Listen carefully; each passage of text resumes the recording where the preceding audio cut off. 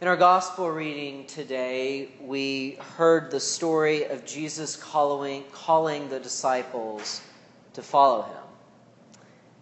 And we don't get much more than that. That's about the main detail that we get, that Jesus calls the disciples and they immediately follow him. There are 2 points that we gain from this. The first is that Jesus seems to have a very persuasive tone, because when the disciples hear him, hear his words, they immediately want to go and follow him. And that's the second thing that we get from this story that we just heard. That the disciples, upon hearing Jesus, immediately stop what they're doing and follow Jesus. They don't take any time and think about it. They just go. They go and follow him. Now, for us in our lives, that can be a difficult thing to do at times, to immediately stop and go and follow God.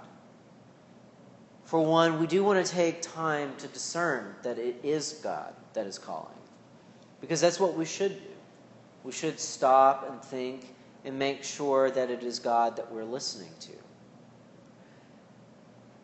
But it's also hard for us because there are many things that hold us back.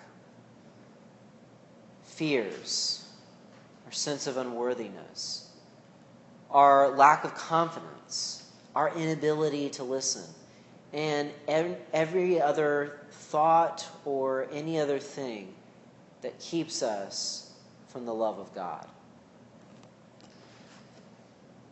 Now, again, it's not that we shouldn't discern that it is God that is actually talking to us, because we should. We should stop and take that time.